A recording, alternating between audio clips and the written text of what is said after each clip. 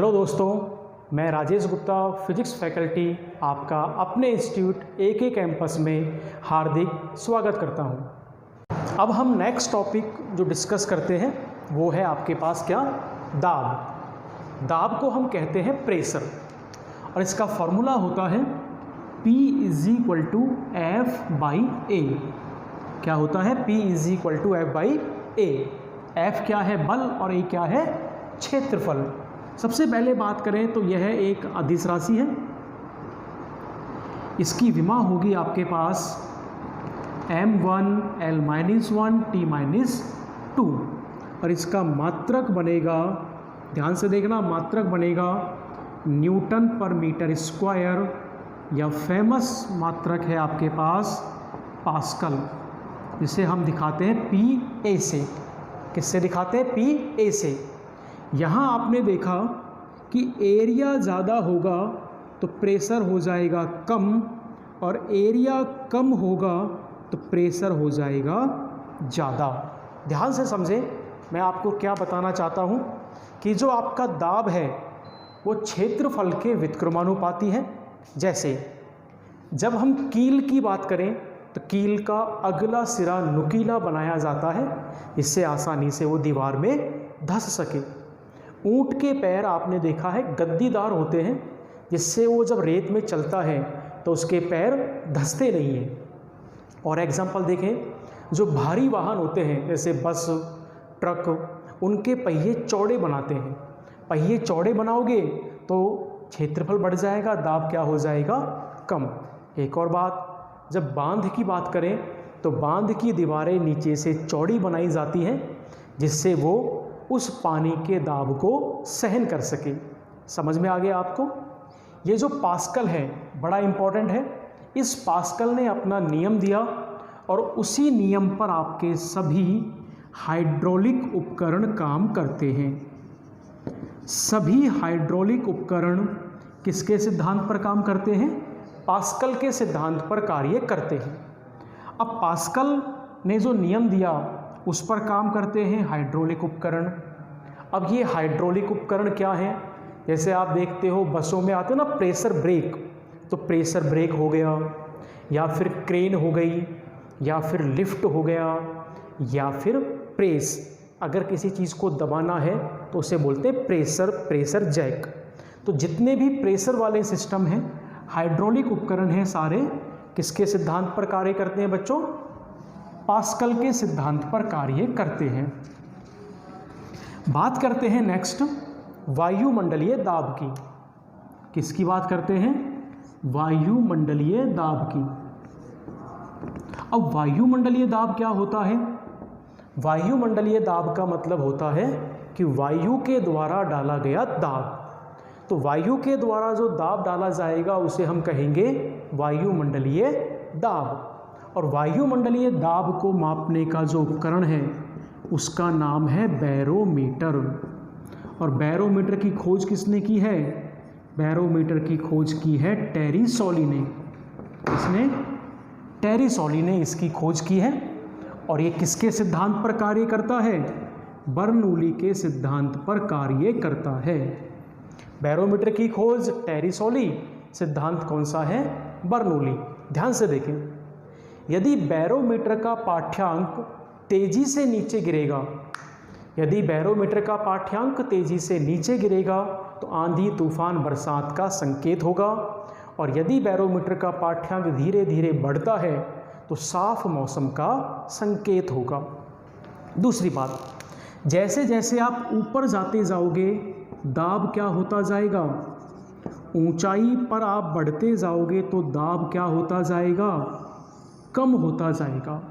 और कई सारी समस्याएं आपको देखने को मिलेंगी कि जैसे जैसे ऊंचाई बढ़ती है सांस लेने में तकलीफ़ होती है, या फिर एरोप्लेन में फाउंटेन पेन की स्याही रिस जाती है, कई लोगों की नाक से खून आ जाता है। ये है ऊंचाई बढ़ने पर दाब कम होने का प्रभाव। समझ में आया?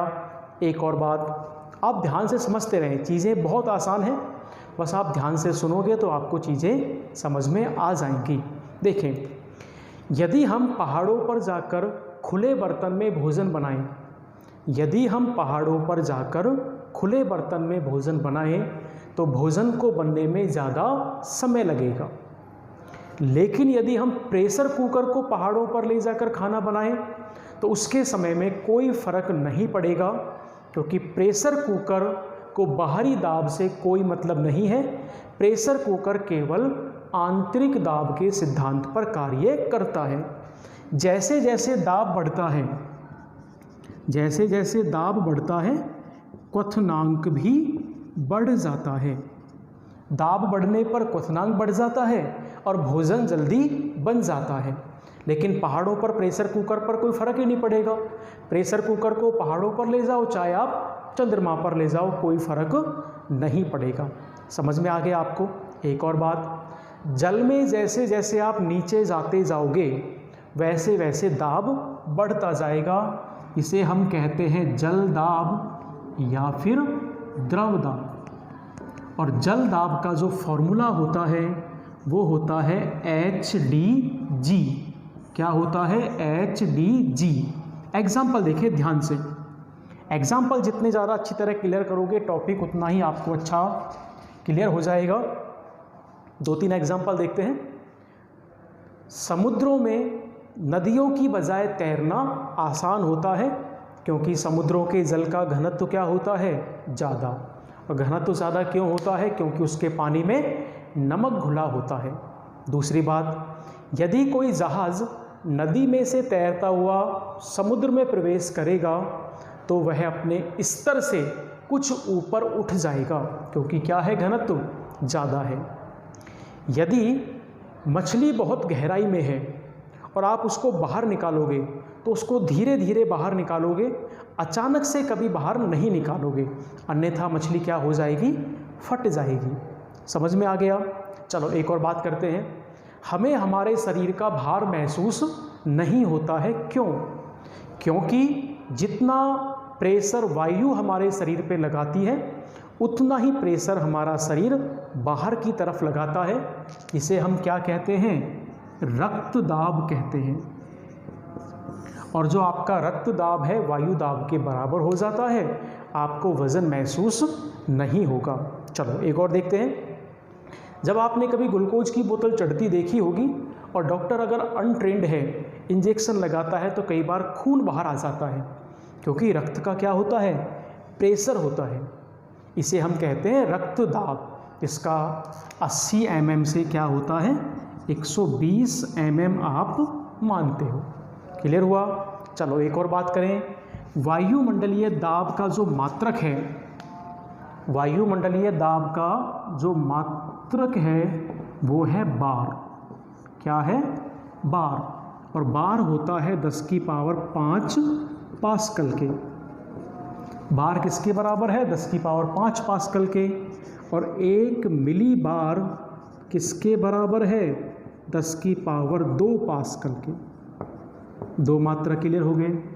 तीसरा मात्रक है समुद्र तल पर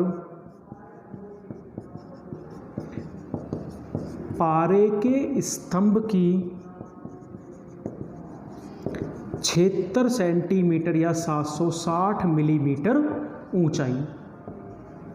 कि जब आप पारे के स्तंभ को ज़मीन पर रखोगे तो वह 76 सेंटीमीटर या 760 मिलीमीटर ऊपर चढ़ जाएगा। ये क्या हो जाएगा आपके पास? वायुमंडलीय दाब का मात्रक। याद रखना, पारे के स्तंभ की ऊंचाई कितनी है? 76 सेंटीमीटर या फिर 760 मिलीमीटर। क्लियर हुआ? तो आज की क्लास में हम यहीं तक करेंगे। नेक्स्ट टॉपिक हम करेंगे नेक्स्ट क्लास में। ओके, थैंक यू बच्चों।